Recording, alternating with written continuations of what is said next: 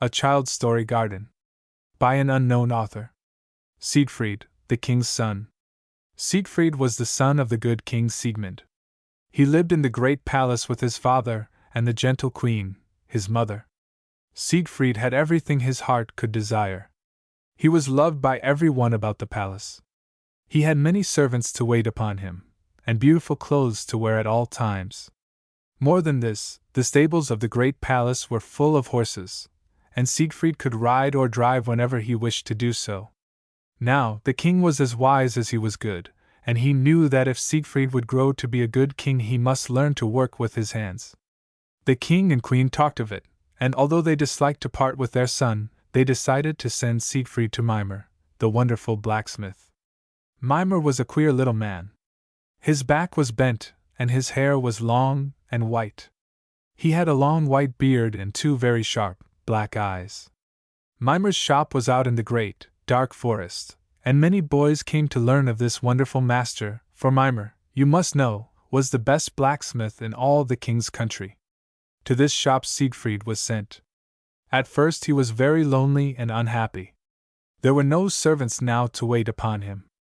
His soft, beautiful clothing had been exchanged for a suit of the coarsest material and a huge leather apron.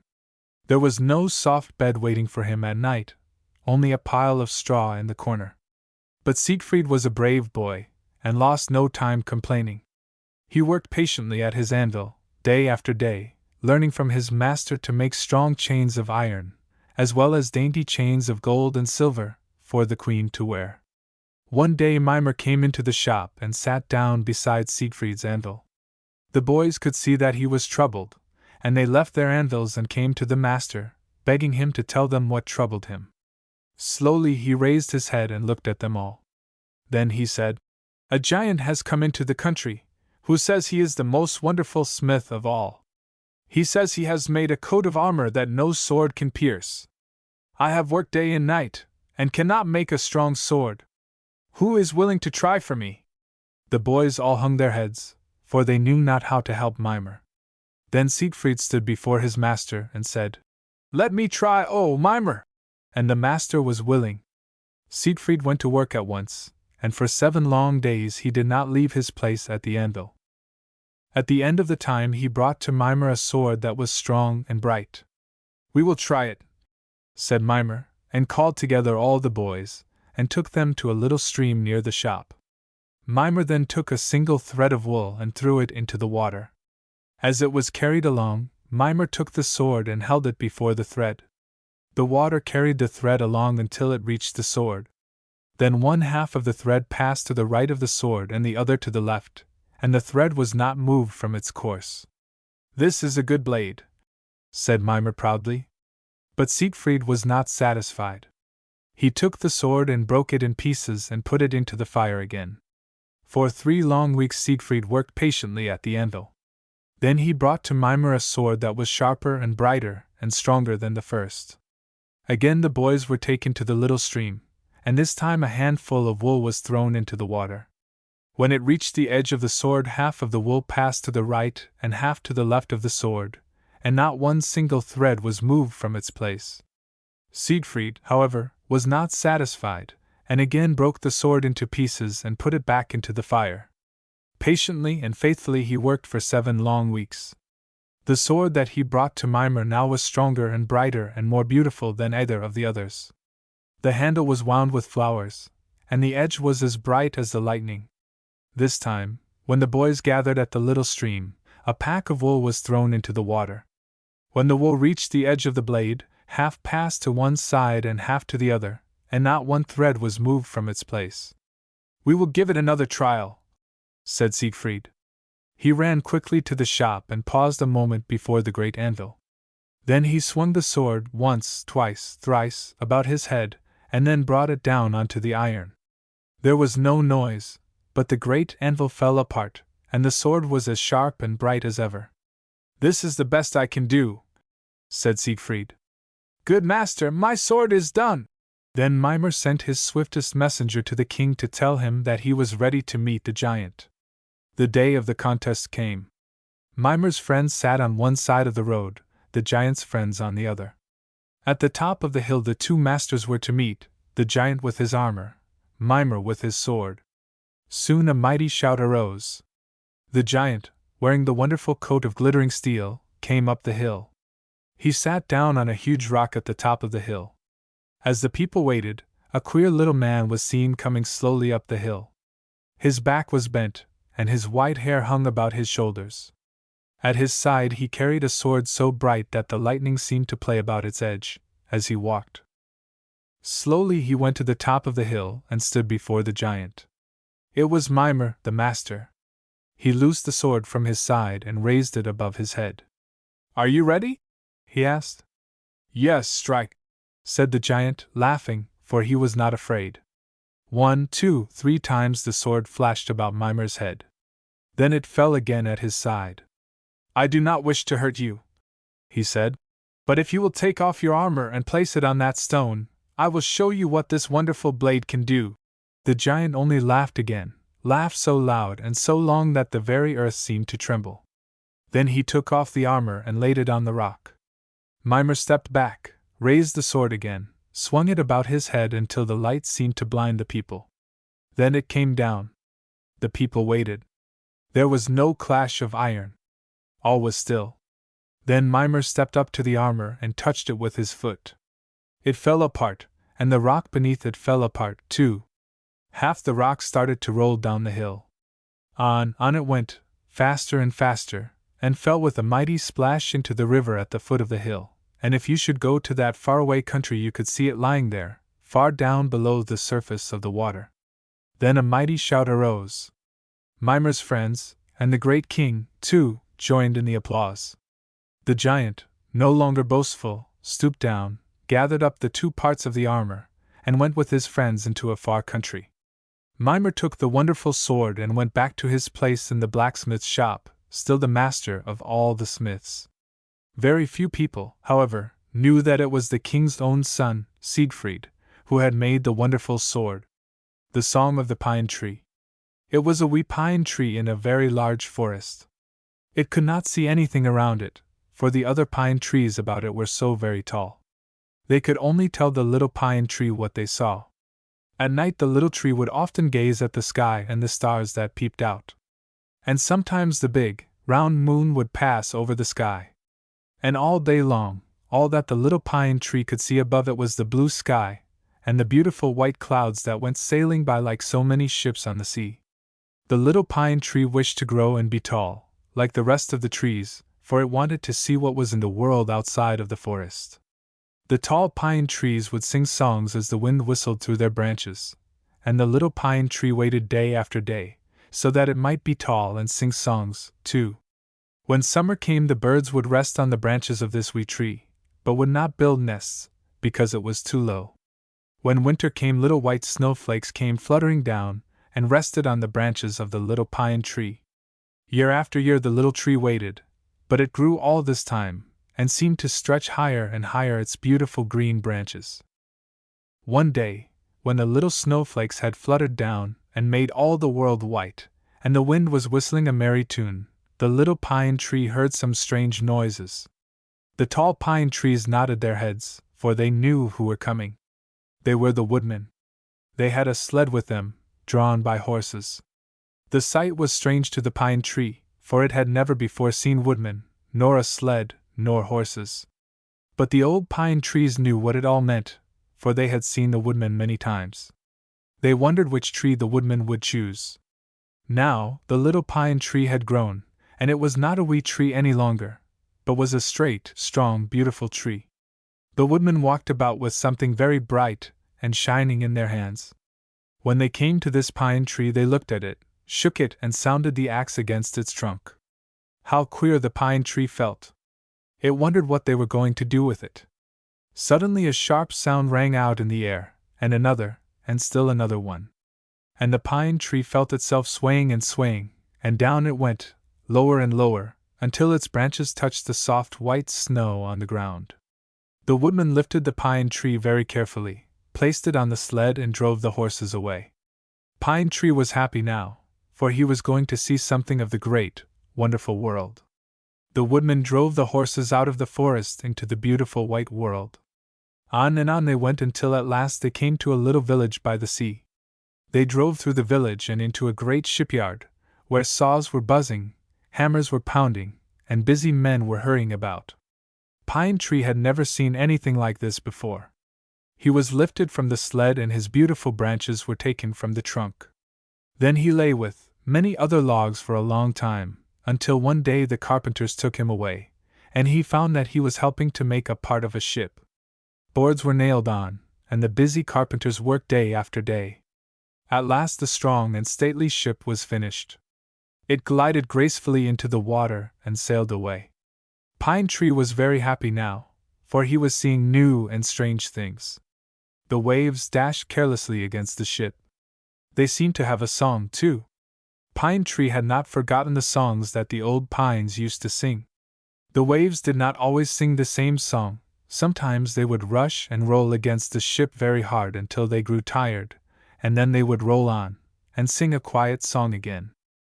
Sometimes the ship would stop at strange countries, people would get off, other people would get on, and then the ship would sail off out into the sea again. Now, the pine tree had been a part of the ship for many years, when one night while the ship was sailing the seas the waves grew so high and strong that the parts of the ship could not stay together. So Pine Tree was thrown out upon the angry waves and was rocked all night long, very roughly at first, but gently afterwards. When the sunshine looked down upon the sand the next morning it saw Pine Tree. Pine Tree lay there many days. How lonesome Pine Tree was! He seemed to hear the songs of the old pines, and sometimes the songs of the waves. One day he heard another song. It was a new song to the Pine Tree, for the song was sung by some little children who were digging in the sand close by. They came here every day to play, and once a man came with them. When he saw Pine Tree lying upon the sand, he said, "This is just what I have been looking for. I will use this for the ridgepole for my little cottage." So he took Pine Tree away with him. After a time Pine Tree found himself a part of the man's cottage, and of course, he could not hear the songs of the forest, nor the songs of the waves, but he heard new songs. They were rock-a-bye baby songs that the mother in this little cottage would sing to her children in the evening, when it was time for them to go to sleep. Years passed, and the children grew to be men and women, and after a while all the songs Pine Tree heard were those of the grandmother, which were soft and low. At last these, too, were heard no more. The little cottage grew quiet and everything was still. Pine Tree wondered where everybody was. The only company he had were the birds that came in through the window and built nests in the attic. Now the cottage was no longer a home, but was used as a barn, and the gentle cows, the woolly sheep and the kind horses rested there at night. They, too, seemed to sing a song to Pine Tree, but by and by even their song could not be heard, nothing but the wind and the owls in the trees outside, because what had once been the cottage, and then a barn, was now a forsaken little hut. One day Pine Tree heard a man whistling. Oh! How he hoped he would come in, for he had not seen anybody nor heard any of the songs he had loved for so long. Pine Tree heard the whistle come nearer and nearer, and at last the man stepped through the doorway. He looked about him and saw the spider webs hanging in the corners and the birds flying in and out of the windows, and he wondered how long it had been since people had lived there. He looked up and saw the ridgepole, which had once been Pine Tree. "Oh," he said, "I have found what I have long been looking for." So he climbed up and loosened the boards and took Pine Tree out of his resting place. Now Pine Tree was going once more out into the world. The man carried him on and took him into a little shop. It was a queer shop, too, for there were many bright, shining things lying on the workbench. They were tools, you know. The man had a kind face and he handled Pine Tree very carefully. He sawed and smoothed Pine Tree many days, and as he worked he whistled and sang, for he was happy. Sometimes he would whistle some of the songs that Pine Tree had heard when he lived in the forest, and then sometimes those he had heard on the ocean, and again he would whistle the songs that Pine Tree had heard in the home of the children. At last the man's work was finished. Pine Tree had been made into a wonderful musical instrument, a violin. The man took a bow and drew it across the strings, and as he did so he smiled and nodded his head, for the music was very sweet. The violin, which had once been pine tree, and then part of a ship, and the ridgepole of the cottage and the barn, seemed to sing to the man the songs of the forest, the songs of the ocean, the songs of the home, and the songs of the lowly barn. One day the man put the violin in a case, and took it away on a long journey. When the case was opened, the violin saw that they were in a strange hall full of people, and many of them were talking of this man, the violin maker. The man lifted the violin from the case and went out upon a large platform before the people, and began playing for them. He seemed to say to the violin, "Sing for me." And as he drew the bow across the strings, the violin sang. It sang to the people, first the very songs that the tall pines sang in the forest. The song changed, and the lap of the waters, and the dip of the oar could be heard as on a moonlight summer night. Then the angry wind and the dash of the waves could be heard as in a fierce storm. Slowly this song died, and everything was quiet. Then, after a little while, the faraway sound of children's voices, their laughter and singing, was heard, and then came the sweet lullaby to the sleepy babes. These songs all died away, and the violin sang the songs of the birds in the summertime, and the lowing of cattle, and the bleating of sheep in the cold winter-time. At last the violin could sing no longer the songs it knew, but a new song came forth which was also very beautiful, and which caused the people to bend forward and listen with eager faces, for it was the song that came from the heart of the old man who was master of the violin. A Christmas story? It was so long ago that the whole world has forgotten the date, and even the name of the little town in which lived a little boy whose name was Hans. Little Hans lived with his aunt, who was quite an old lady. She was not always kind to Hans, but this made no difference to him. He loved her just the same, and forgot that she was ever cross and very unkind to him at times.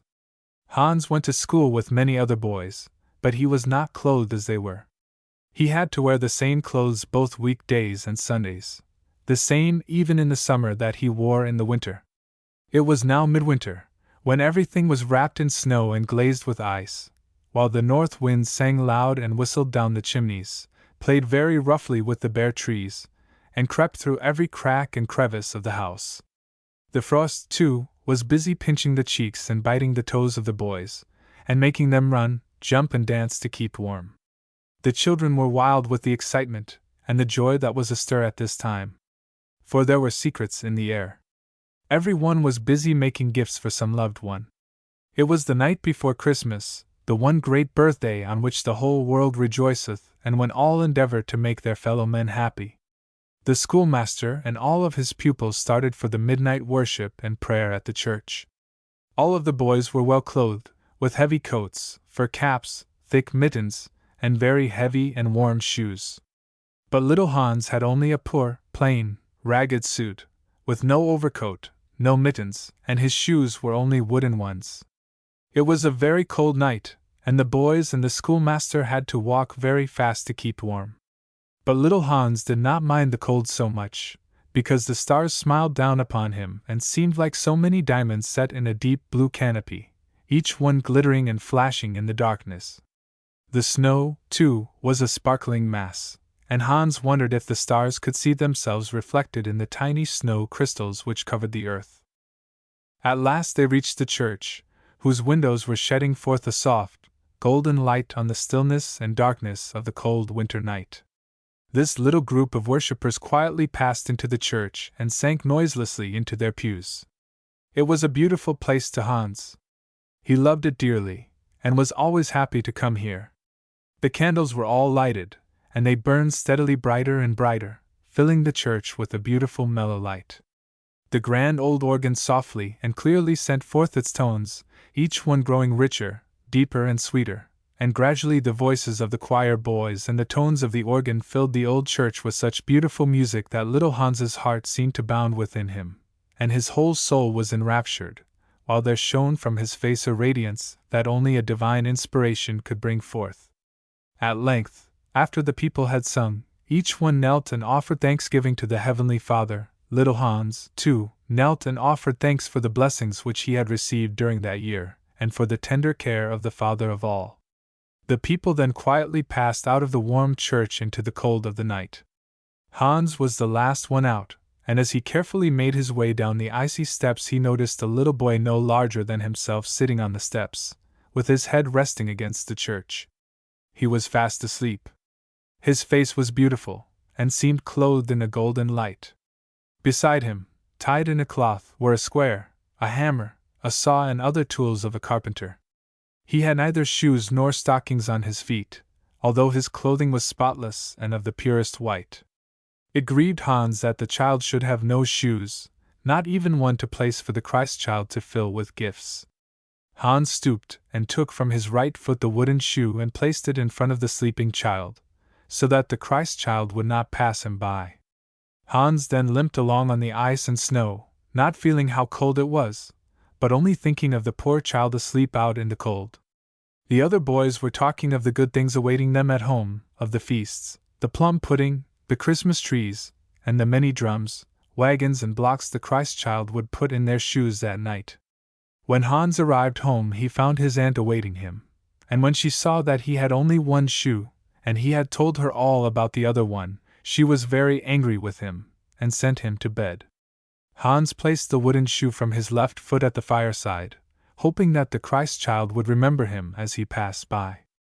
The first sunbeam that crept into Hans's bedroom and kissed him the next morning awoke him, and he bounded downstairs, and flew to the great open fireplace to find his shoe. Hans rubbed his eyes and caught his breath, for, to his great surprise, there were both of his wooden shoes, filled with beautiful toys. By the fireside he found warm clothing and many other things to make him comfortable and happy. Hearing loud voices, Hans went to the door. The people were standing in a crowd about the priest, who was talking to them. He told Hans that where he had seen the child asleep on the church steps there was now in the window above a beautiful crown set with precious jewels. He said that the child was the Christ child, whom the Heavenly Father had again sent among men on earth for that night, and that it was he with whom Hans had shared his wooden shoes. The people bowed themselves before that miracle that the good God had seen fit to work, to reward the faith and charity of a child. Francois Capet adapted. The myth of Arachne. A long time ago there lived a maiden whose name was Arachne. She could weave the most beautiful fabrics that people had ever seen. She chose the most exquisite colors. They were the colors that were found in the flowers, the green of the trees and grass, and the varied, dainty tints and shades from the blue sky and its gorgeous sunsets. People had said that Arachne learned to weave from the birds, although some of them thought that Arachne had been taught to weave by the goddess Athena. When Arachne heard that the people thought that Athena had taught her to weave, she became very angry. She declared that Athena had not taught her to weave, that no one had taught her. She said she would compete with the goddess Athena in weaving. The goddess Athena was a noble goddess. She was the goddess of wisdom, and of all the arts and crafts. When she heard what Arachne had declared, she said, "It is very wrong that Arachne should be so proud and envious. I will go to see her." The goddess Athena disguised herself in humble apparel and visited Arachne. She talked with her about her weaving, and still Arachne boasted of the wonderful weaving she could do. But the goddess told her that she was foolish to be so boastful. This made Arachne angry, and she said, "I am not afraid at all, not of any one in the world." At this moment the goddess threw aside her plain garments, and revealed herself the goddess Athena. This did not frighten Arachne. She looked calmly at Athena and told her that she would give up anything, even her life, to prove to the people that she could weave even better than the goddess. They then set about to arrange their looms, to select their threads, and to begin work. At last they began. Whir! Whir! Went the shuttles. Spin! Spin! They sang, faster and faster, in and out, over and under, flew the shuttles. Arachne had chosen the most delicate, lovely threads that she could find, but while she wove these beautiful threads she was thinking of her revenge and other evil and wicked thoughts, while her skillful and swift fingers moved faster and faster.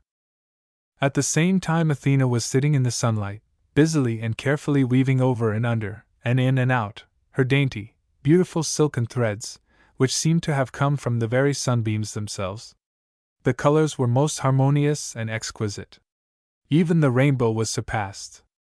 Athena was thinking of the fleecy clouds, which were to her as white ships that sailed through the blue sea of the sky.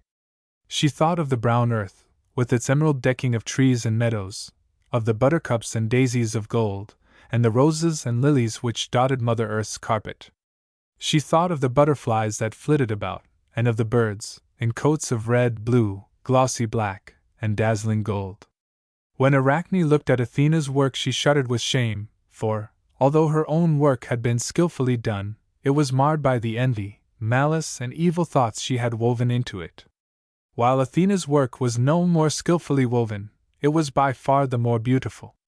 The azure sky, with fluffy white clouds, the meadows, dotted with flowers, and fields, with their shady green trees filled with birds of gorgeous hues, all made a wonderful picture. Poor Arachne knew her fate. She hastened away and took with her the threads that she had been using in weaving, and wrapped them about her neck. She thought she would end her life by hanging to a tree. This made the beautiful and kind Athena sad, and she said to Arachne, "You must live on forever." And she touched Arachne and changed her form. Arachne gradually grew smaller and smaller, until she was no larger than a honeybee. She had many legs and wore a brown, fuzzy coat. Instead of hanging by the threads she had used, she now hung from a dainty silken spider web, for Arachne was still a weaver, but not a weaver as of old. Today, perchance, if you should see a busy little spider, it might be one of Arachne's children, or perhaps Arachne herself. No one knows, either you nor I. The birds of Killingworth. It was spring, and the little town of Killingworth told of the joy of living again. Every little rivulet had broken from its frozen chain, which had held it fast during the long winter, and was rushing on, rejoicing at its freedom. The purple buds, holding wonderful secrets of things to come, were bursting forth from every tree and bush, while from the topmost boughs the birds called and sang to their mates. "Oh! Be happy, for spring has come!" There were all the messengers of spring, the robin, the oriole, and the bluebird, filling the orchard with their glad melody. The little sparrow chirped in glee for the very joy of living, and the hungry crows, in great crowds, called loudly the tidings of spring. But not long could they stop to sing, for the homes must be made, and soon from every tree and bush could be seen these dainty, downy nests, and in every nest the eggs, and in every egg a wonderful secret about which all the happy birds twittered and sang together. The farmers, as they plowed their fields and made their gardens that spring, heard these treetop concerts, and saw the multitude playing and working about them, and they shook their heads and said, "Never before have we had so many birds in Killingworth. We must surely do something, or they will eat up half of our crops, and take the grain and fruits that should go to feed our own children." Then it was decided to have a meeting. All in the town were free to come, and here they were to decide what was to be done with the troublesome birds. The meeting was held in the new town hall, and to it came all the great men of the town, and from far and near the farmers gathered. The great hall was crowded. The doors and windows were open, and through them came a beautiful flood of bird music, but the sturdy farmers and great men shook their heads as they heard it. And then they told how the birds were eating the grains and spoiling the fruit, and everyone said the birds must go. There seemed to be not a single friend to the singers outside, until one man arose, the teacher in the town, much loved by the children, and himself loving everything that God had made. He looked sadly on the men around him, and then he said, "My friends, can you drive away these birds that God has made and sent to us, for a few handfuls of grain and a little fruit? Will you lose all this music that you hear outside? Think of the woods and orchard without the birds, and of the empty nests you will see. You say the birds are robbing you, but instead they are your greatest helpers. With their bright little eyes they see the little bugs and worms which destroy the fruit. Think who has made them. Who has taught them the songs and the secret of building their nests. You will be sorry when they are gone and will wish them back." But still the farmers shook their heads and said, "The birds must go." So the birds of Killingworth were driven away, until not a single note was heard, and only empty nests were left. The little children of the town were hoping each day to see their friends again, and a strange stillness and loneliness seemed to fill the little town, for the music in the air had ceased. The summer came, and never before had it been so hot. The little insects and worms which the little birds had always driven away covered every tree and bush, eating the leaves until nothing was left but the bare twigs. The streets were hot and shadeless. In the orchard the fruit dropped, scorched and dried by the sun. When the grains were gathered, one half of the crop had been destroyed by the insects. Now the old farmers said among themselves, "We have made a great mistake. We need the birds." One day in the early spring a strange sight was seen in the little town of Killingworth. A great wagon covered with green branches was driven down the main street, and among the branches were huge cages, and the cages were filled with birds. Oh! They were all there, the robin, the bluebird, the lark, and the oriole, birds of every color and kind. When the great wagon reached the town hall it stopped. The cages were taken down from the branches of green, and little children, with eager hands and happy eyes, threw open the doors. Out came the birds and away they flew to field and orchard and wood, singing again and again. "Oh! We are glad to be here! We are glad to be here!" The little children sang, too, and the gray-haired farmers said, "The birds must always stay in Killingworth." Henry Wadsworth Longfellow adapted The Myth of Pan. In a very far-away country, a long time ago, there lived a man who loved music and little children and the birds and flowers. And the little children loved Pan, for that was his name, because he told them such beautiful stories and played on a set of pipes which he had made from the reeds which grew by the river. Every evening, when it was time for the sun to go to sleep and all the little stars to wake up, Pan would take his pipes, go down to the river side, and play all the songs he knew. Everybody could hear Pan's music for miles and miles, but many of them did not like his music, and wished that he would not play. Once some of these people gathered together, and planned how they could stop Pan from playing his pipes, and while they were talking, some beetles nearby heard their plans. Now, one of these beetles had hurt his wing at one time and had fallen down in the dust on the road, and could go no farther. It was a very hot day, and the poor little beetle was almost dead from the heat.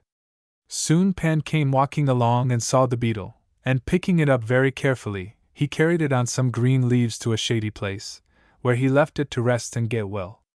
The beetle had never forgotten Pan's kindness, and when he heard the plans these bad people had made, he said, "Come, friends, and go with me, for we must hurry and tell Pan what the wicked people have planned, so that he will not be there when they go to push him into the river."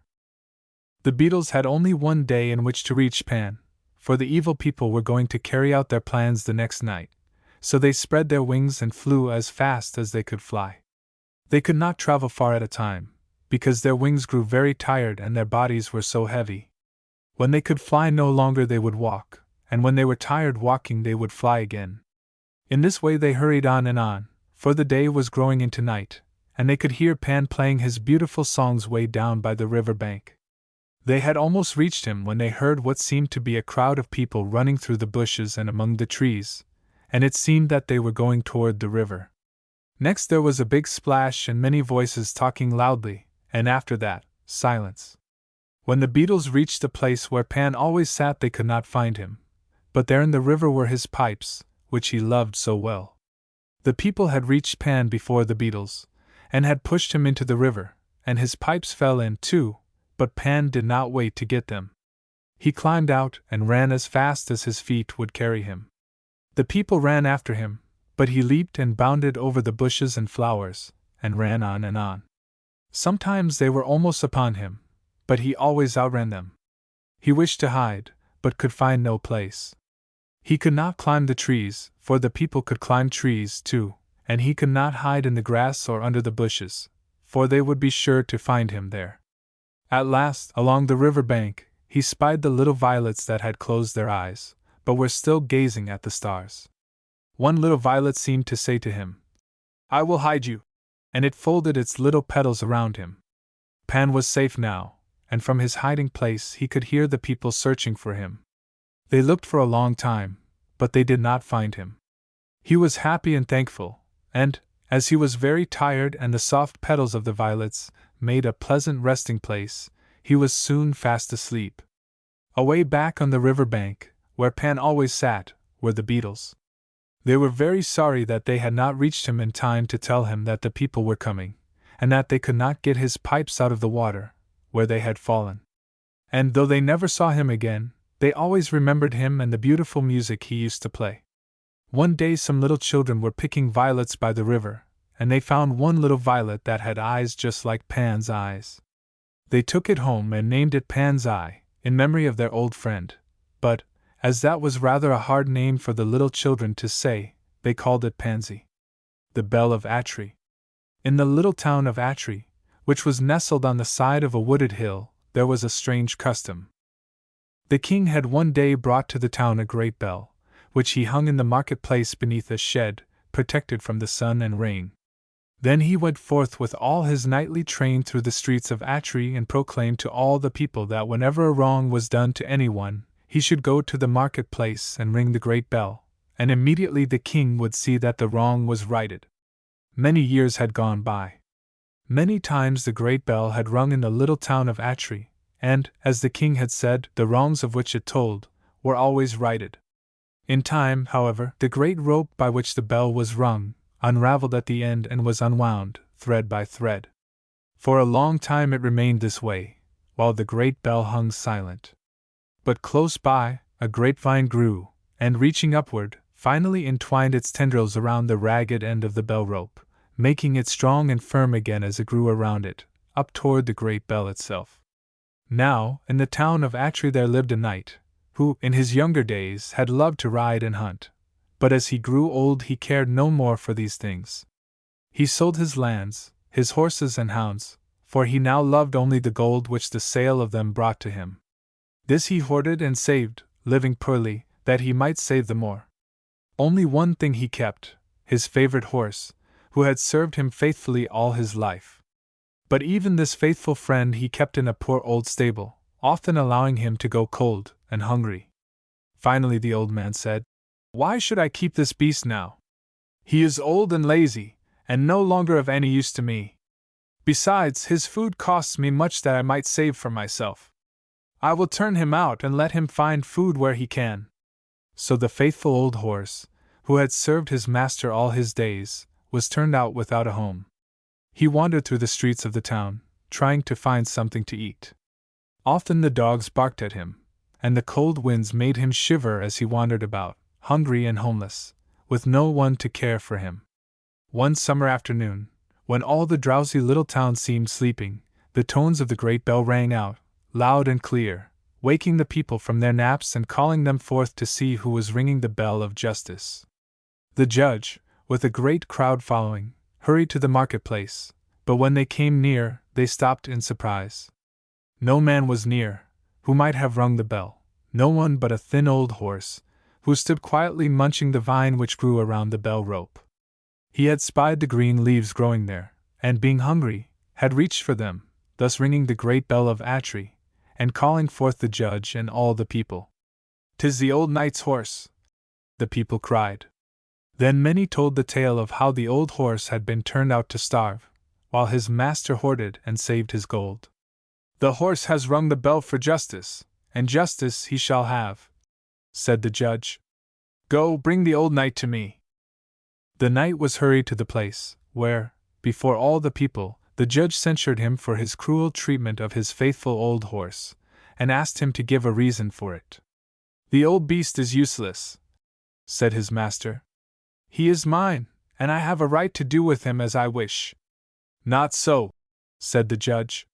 "He has served you faithfully all his life. He cannot speak to tell of his wrongs, so we must speak for him. Go now, take him home. Build a new stable and care for him well." The old knight walked slowly home, while the horse was led behind by the crowd. So the great bell of Atri had righted one more wrong, for it was even as the judge had commanded. The faithful old horse lived in comfort all the rest of his life, for his master, in caring for him, learned to love him again, and treated him as only a faithful friend should be treated. When the king heard the story, he said, "Surely, never will the bell ring in a better cause than in speaking for a suffering dumb creature who cannot speak for himself." Henry Wadsworth Longfellow, adapted. The Anxious Leaf. Once upon a time a little leaf was heard to sigh and cry, as leaves often do when a gentle wind is about. And the twig said, "What is the matter, little leaf?" And the leaf said, The wind just told me that one day it would pull me off and throw me down to die on the ground. The twig told it to the branch on which it grew, and the branch told it to the tree. And when the tree heard it, it rustled all over, and sent back word to the leaf. Do not be afraid. Hold on tightly, and you shall not go till you want to. And so the leaf stopped sighing, but went on nestling and singing. Every time the tree shook itself and stirred up all its leaves, the branches shook themselves, and the little twig shook itself, and the little leaf danced up and down merrily, as if nothing could ever pull it off. And so it grew all summer long, till October. And when the bright days of autumn came, the little leaf saw all the leaves around becoming very beautiful. Some were yellow and some scarlet, and some striped with both colors. Then it asked the tree what it meant.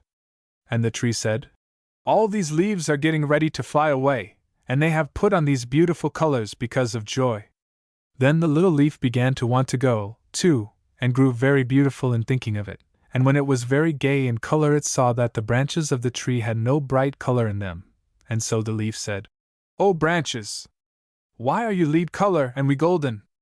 We must keep on our work clothes, for our life is not done, but your clothes are for holiday, because your tasks are over," said the branches. Just then a little puff of wind came, and the leaf let go, without thinking of it, and the wind took it up and turned it over and over, and whirled it like a spark of fire in the air, and then it dropped gently down under the edge of the fence, among hundreds of leaves, and fell into a dream, and it never waked up to tell what it dreamed about. Coming and going. There came to our fields a pair of birds that had never built a nest nor seen a winter. How beautiful was everything! The fields were full of flowers and the grass was growing tall, and the bees were humming everywhere. Then one of the birds began singing, and the other bird said, "Who told you to sing?" And he answered, "The flowers told me, and the bees told me, and the winds and leaves told me, and the blue sky told me, and you told me to sing." Then his mate answered, "When did I tell you to sing?"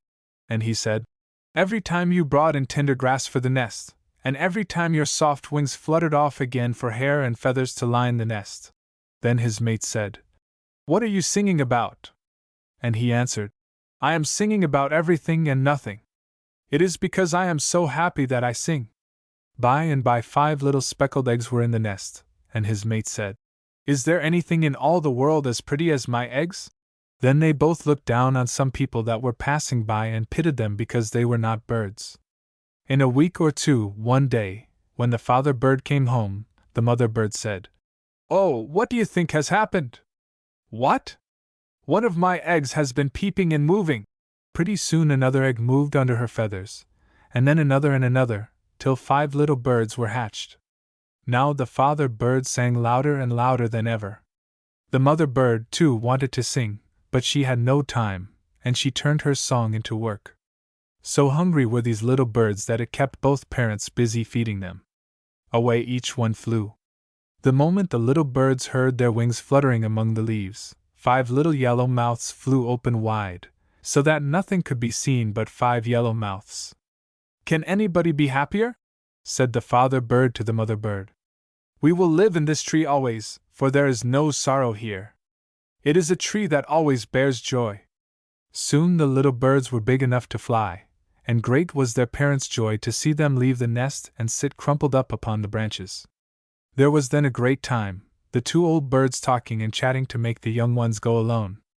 In a little time they had learned to use their own wings, and they flew away and away, and found their own food, and built their own nests, and sang their own songs with joy. Then the old birds sat silent and looked at each other, until the mother bird said, "Why don't you sing?" And he answered, "I can't sing, I can only think and think." "What are you thinking of?" "I am thinking how everything changes. The leaves are falling off from this tree, and soon there will be no roof over our heads. The flowers are all going. Last night there was a frost. Almost all the birds have flown away. Something calls me, and I feel as if I would like to fly away. Let us fly away together." Then they arose silently, and lifting themselves far up in the air, they looked to the north. Far away they saw the snow coming. They looked to the south. There they saw flowers and green leaves. All day they flew, and all night they flew and flew, till they found a land where there was no winter, where flowers always blossom, and birds always sing. How the dimples came! One bright, beautiful spring day, when the earth was fresh in its new green dress decked with flowers, while the birds sang their sweetest songs, and the brooks babbled merrily on their way to the rivers, two wee dimples were sent by Mother Nature on a journey to find their work in the world. It was a delightful journey through the blue sky and past the fleecy white clouds. They played and danced with the sunbeams who led them on their way to the earth. The dimples could see nothing for them to do, so on they went, frolicking and playing. At last they found themselves among the trees and the bright flowers of the earth. They chased the sunbeams under the leaves, they rode on the butterflies' wings, they sipped the honey with the bees from the flowers. Still, they could find nothing to do. The sunbeams bade the dimples good-bye and silently crept home. "Oh," said the dimples, "what shall we do? We have no place to rest tonight. Here is a bird's nest, let us rest in this," said one dimple. "No, that will never do," said the other dimple, "for there is the mother bird, who rests in her nest all night." Just then they spied a window swing open on its hinges. The tiny stars came out and peeped into the window, and the Lady Moon sent silvery moonbeams down to help the dimples find a resting place. Then the dimples flew through the window, and there, close by, in her crib, curtained around with white, was a wee baby, rosy, sweet, and bright. "Oh," said one dimple, "I would love to rest on that rosy cheek." "So would I," said the other dimple. And they each took a rosy cheek for a couch, and here they rested the whole night long. The robins early in the dawn sat on the cheery boughs and sang loud and long, thus waking the dimples, who now knew not what to do. "But," said one dimple, "we have not yet found our work." The other dimple said, "Let us stay here. Baby's eyes are opening, and we must hide." And each dimple nestled away in baby's cheeks. Then her big, blue eyes opened wide, to see the sunbeams that had crept through the windows to her crib. The sunbeams coaxed the dimples to come out and play, but the dimples would only peep out, and when they did, they brought smiles around baby's rosy lips and sunny eyes. "So you have found your work at last," said the sunbeams. And they had, for they helped to bring out the smiles in baby's cheeks. If you look the next time you see baby, you may see the dimples playing hide and seek. The proud little apple blossom. It was the month of May, but the wind still blew cool, for the sun was not yet ready to shed his warmest rays on the waiting earth. Yet some of the birds had come, and more were on their way, and many beautiful blossoms were already showing their pink and white blooms, so that from bush and tree, field and flower, came the glad cry, "Spring is here! Spring is here!" Now, it happened that a young princess rode by a beautiful orchard in full bloom, and she stopped to pick a branch of apple blossoms to take to her palace. All who saw the apple blossom praised its beauty and fragrance until the blossom became proud, and thought that beauty was the only valuable thing in the world. But as the apple blossom looked out upon the field, she thought, "Not all of the plants are rich and beautiful, as I am, some seem poor and plain."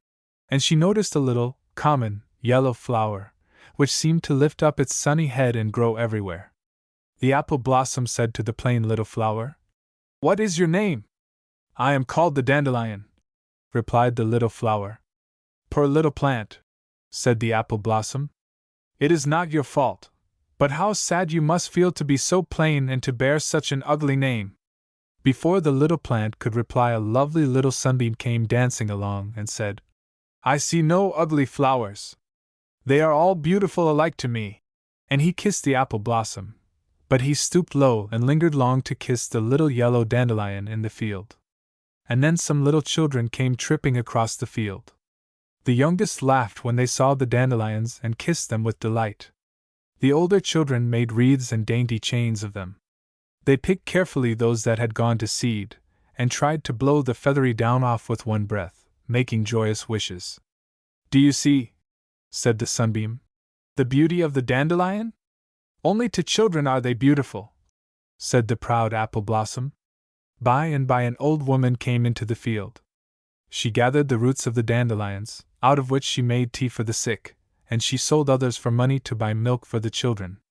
"But beauty is better than all this," still said the proud little apple blossom. Just then the princess came along. In her hand she carried something that seemed like a beautiful flower. She covered it carefully from the wind. What do you think it was? It was the feathery crown of the dandelion. See, she said, how beautiful it is. I will paint it in a picture with the apple blossoms. Then the sunbeam kissed the apple blossom, and as he stooped low to kiss the dandelion, the apple blossom blushed with shame. Hans Christian Andersen, adapted. The Brave Knight. When Christ was on earth, he had a little band of disciples who loved him very much. The night before he went away from them, he took them to a little upstairs room and there had a supper with them. And it was said that at that supper, he used a beautiful golden cup in which he passed the wine to them, and when he went away from earth, the disciples loved everything he had touched, and they seemed to love most of all this golden cup. They called it the Holy Grail, and it was given to a very good man, who cared for it carefully, and for years it passed from one good man to another, for it was said that if it ever fell into the hands of a man who was not good and Christ-loving, the cup would be lost. So for many years it was carefully kept, and people took long journeys to see the Holy Grail, which the Master himself used when he was on earth. But one day the cup passed into the hands of one who was not worthy, and, as it had been said, it was lost. They searched for it far and near, but it could not be found. Finally there came some men who called themselves knights. They were brave, strong men, who did many wonderful things for the king, and many of them said, "We will spend our lives hunting for the Holy Grail. We will take long pilgrimages until we find it." And so the knights searched over land and sea, over mountain and plain, hunting for the Holy Grail, but still they found it not. Then there came a knight whose name was Sir Launfal. He was very young, so young that he had never made a journey, nor worn an armor, nor had he ever done a wonderful deed. But he was brave, and said in his heart, "I will find the Holy Grail." So he went to the silversmith and had a beautiful silver armor and golden spurs made, and to the helmet maker, who made him a helmet of shining silver. Next he chose from the stables the finest steed, and he was then ready for the journey, and Sir Launfal's heart was full of hope. On the night before the pilgrimage he lay in his room, and the armor hung on the wall before him, with the helmet beside it, and the horse stood ready in the stable. At the first ray of morning he was to begin his journey, and as he lay he slept, and dreamed a dream. He thought it was already morning, the morning of his pilgrimage. He had on his armor and his silver helmet, and was riding out of the castle gate on his beautiful steed. It was a June morning, and everything was beautiful. The very flowers and green grass beneath his feet seemed to bring Sir Launfal a message of hope. And as he rode his heart was very glad, and he said, "I shall find the Holy Grail." He was riding out of the great castle gate when he heard a voice which was tired and weak, and it said, "Will you please give me something?" Sir Launfal looked in surprise, and there, crouching beside the castle gate, was a beggar, poor and ragged and weak, and it was he who had asked in a tired voice, "Will you please give me something?" Sir Launfal looked at him and frowned, and said in his heart, "Why does this beggar lie at my castle gate to spoil the beauty of the morning?" But because he was a knight and felt that he must give something, he took from his purse a piece of gold and threw it to the beggar. But the beggar looked at him and said, seeing his scornful frown, "I do not wish your gold that you give with scorn. Better to me a poor man's crust." But Sir Launfal rode proudly down the road on his way, for he felt that he could no longer listen to the poor beggar. Then he rode over land and sea, over mountain and plain, searching everywhere for the Holy Grail, and although it sometimes seemed very near, he did not find it. He had now grown to be an old man. The helmet and armor were rusted, his clothes had become thin and ragged, he was stooped and gray, and his eyes had grown dim with the years, but still he searched, and said in his heart, "I will find the Holy Grail." Then he seemed to be near his old home one night, and he said to himself, "Before I go on my way I will once more look at my old home." And he entered the gate, and as he was walking up the path he heard a voice, tired and weak, and it said, "Will you please give me something?" He looked down, and there by his feet lay the beggar who had asked for something at his castle gate the morning he had started on his pilgrimage.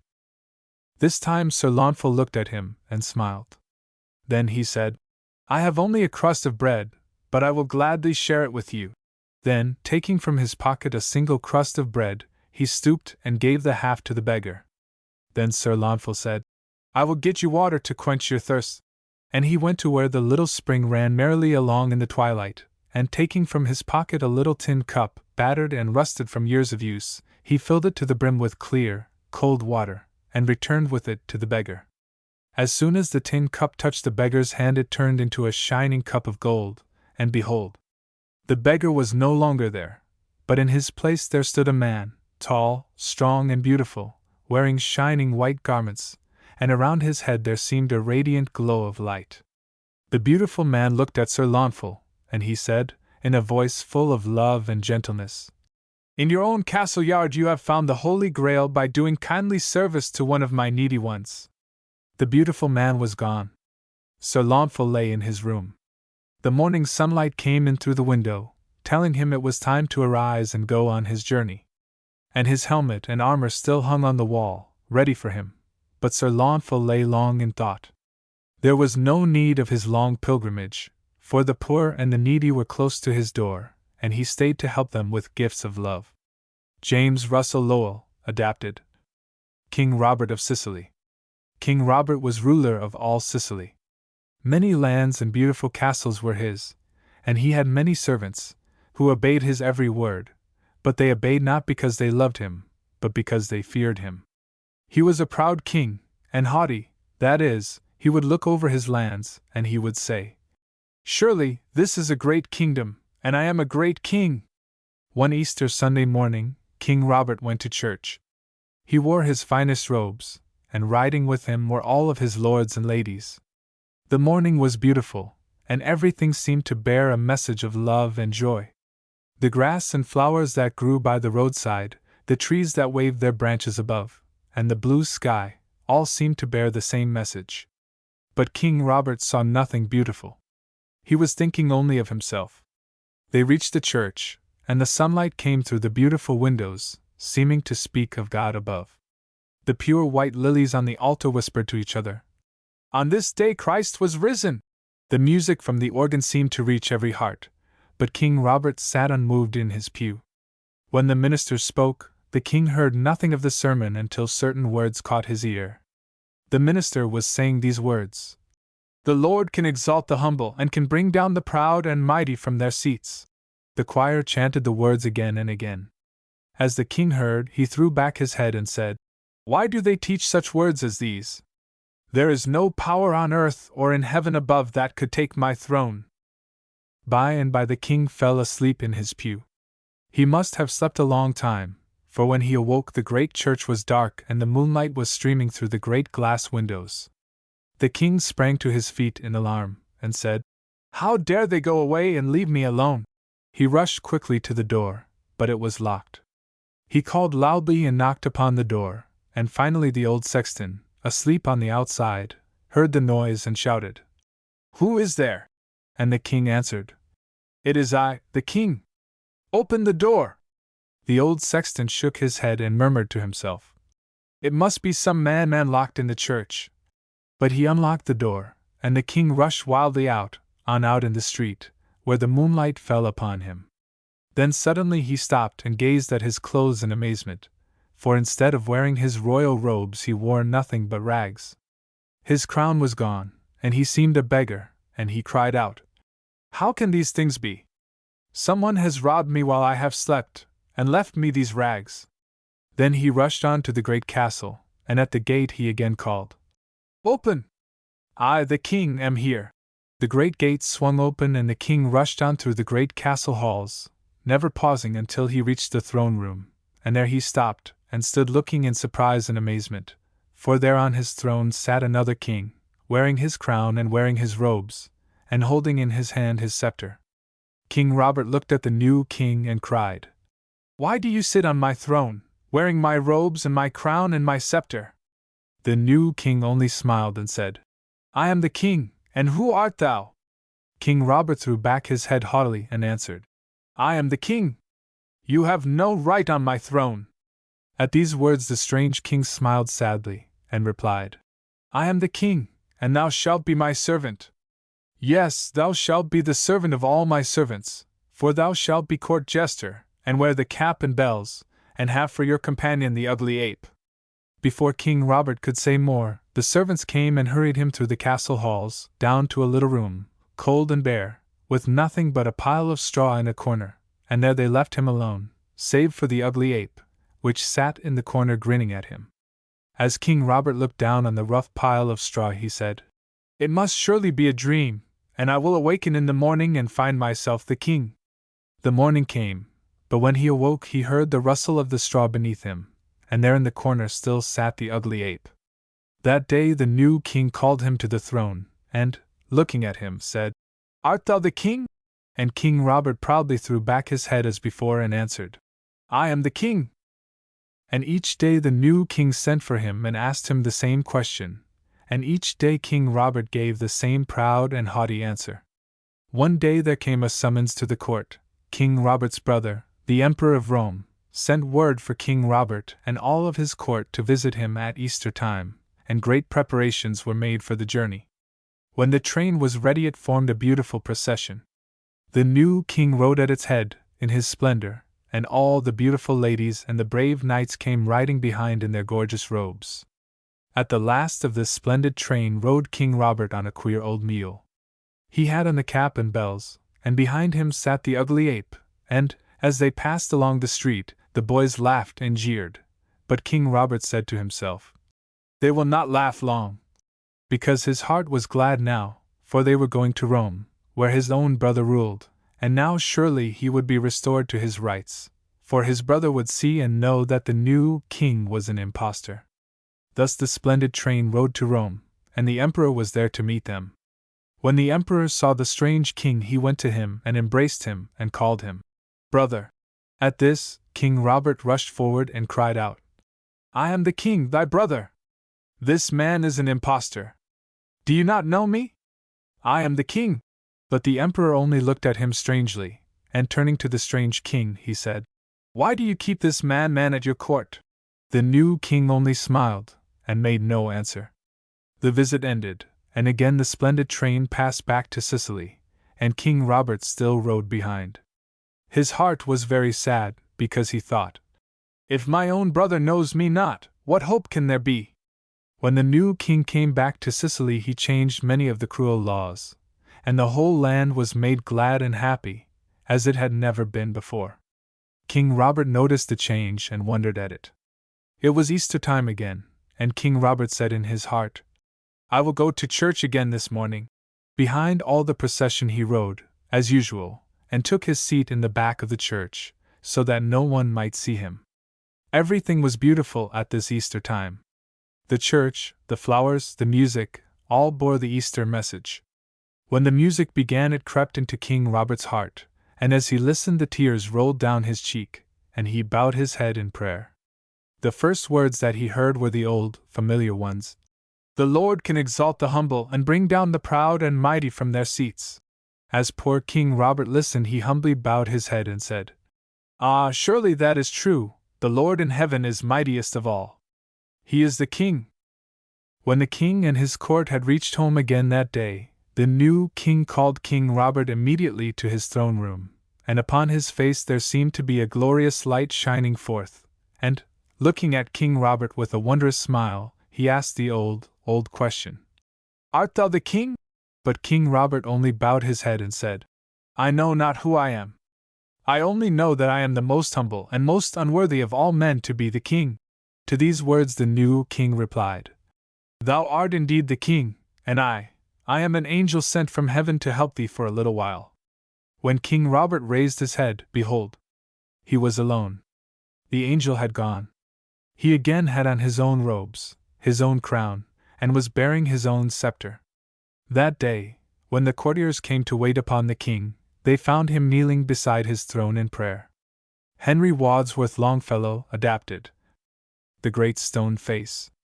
One afternoon, when the sun was going down, a mother and her little boy sat at the door of their cottage talking together and watching the great mountains before them, as they changed with the tints of the setting sun, from gold to crimson, and then to deep purple, till finally the afterglow was gone, leaving only the bare mountains standing out in gray relief against the evening sky. "Mother," said the child, whose name was Ernest, "the great stone face is smiling at us. I wish it could speak, for it looks so very kind that I know its voice is pleasant." And what was the great stone face? Off in the distance one great mountain rose far up above the others, and stood like a great giant among its fellows. By some peculiar art the rocks had been thrown together in such a way as to make the mountain look almost exactly like a human face. There was the broad arch of the forehead, 100 feet in length, the nose, with its long bridge, and the great lips, which, if they could have spoken, would surely have rolled thunder from one end of the valley to the other. It was a happy lot for children to grow up to manhood or womanhood with the great stone face before their eyes, because all of its features were noble, so that just to look at it made one wish to be better. This, then, was what Ernest and his mother sat looking at long after the sun had sunk behind those great piles of stones. "Mother," said Ernest, "if I were to see a man with such a face I know I should love him." "If an old prophecy comes true," answered his mother, "we may see a man some time or other with exactly such a face as that." "Oh, tell me about it, mother! Will it really come true?" eagerly inquired Ernest. Then his mother told him a story which her mother had told to her when she was a child. No one knew who had heard it first. The Indians had known it years before, and they said it had been murmured by the mountain streams and whispered by the wind among the treetops. And the story was this: at some future day, no one knew when, a child would be born in the valley who would grow up to be the noblest and greatest man of his time, and his face would look exactly like the great stone face which had gazed kindly down on the valley for so many years. Many of the people in the valley said this was only a foolish tale, never to come to pass, but a few still watched and waited, hoping for the great man to come, but as yet he had not appeared. When Ernest heard the story he clapped his hands, and said eagerly, "Oh, mother, dear mother, I do hope I shall live to see him." The mother smiled, and putting her hand on the boy's head said, "Perhaps you may." Ernest never forgot the story his mother told him. It was always in his mind whenever he looked upon the great stone face. He spent his boyhood days in the humble little cottage, helping his mother with the simple household duties, and, as he grew older, working in the fields to earn their daily bread. Ernest was a quiet boy, but happy. There was no school in the little village, but a great teacher was there. After the day's toil was over, Ernest would sit for hours watching the great stone face, and to him it became the teacher of all that was good and noble. Many times, as the sunset rays tinted the side of the great mountain and lighted up all the features of the wonderful face, Ernest would imagine that it smiled on him, and perhaps it did. Who knows? Often a great longing would come to Ernest as he watched the great face, and he would say again, "Oh, I wish the great man would come." But the years passed by, and Ernest grew from a happy little child to a quiet, thoughtful boy, and still the great man did not appear. But one time a rumor went through all the valley that the great man had at last arrived. His early home had been in the quiet valley, but as a young man he had gone into the world to seek his fortune, and truly he had found it, for everything he attempted prospered exceedingly, till it might be said of him, as of Midas in the fable, that whatever his fingers touched changed at once to piles of gold. His name was Mr. Gathergold. All who saw him declared him to be the exact image of the great stone face on the mountain side, and the man so long expected to fulfill the prophecy. The whole valley was in a state of great excitement, for the wonderful personage was coming back to his native home to spend his last days in peace and quiet. He sent before him a whole army of architects and workmen, who built for him a palace more beautiful and grand than anything the simple village people had ever before seen. The outside was of pure marble, dazzling white, while the interior was inlaid with solid gold and precious stones. Ernest watched the great palace grow, and his heart was glad, for finally his hopes were to come true. He waited eagerly for the great man himself to come. He spent more time than usual gazing at the face on the mountain side, that he might know exactly how Mr. Gathergold would look. Finally the day of the great man's arrival came. The whole village came out to see him. The rumbling of wheels was heard, and a carriage drawn by 4 horses dashed down the road. "Here he comes!" cried the people. "Here comes the great Mr. Gathergold." As the carriage drew near, the people pressed around, and there through the window they saw the great man. He was little and old, with a face as hard and yellow as the piles of gold he had gathered together. He had a low forehead, small, sharp eyes, puckered about with many wrinkles, and very sharp lips. "The very image of the great stone face!" shouted the people. "Sure enough, the old prophecy is true, and here we have the great man come at last." By the roadside there chanced to be a poor woman and her 2 children, who, as the carriage passed, held out their hands and asked for help.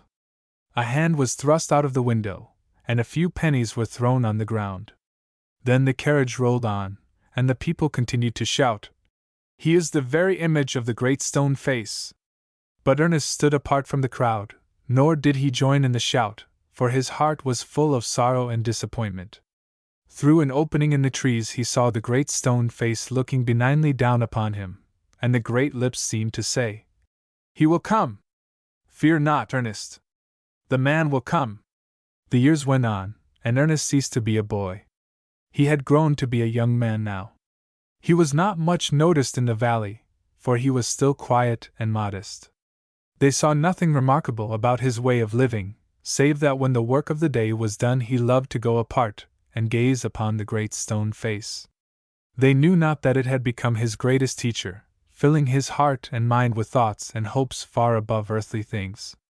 By this time poor old Mr. Gathergold was dead and buried, and the strange part about the matter was that when his wealth left him, as it did some time before he died, and he became a poor old man, the people seemed to forget that there ever had been a resemblance to the great stone face.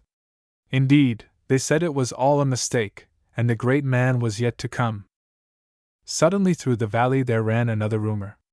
Years before, a young man had left the valley, had gone into the world as a warrior, and finally had become a great commander.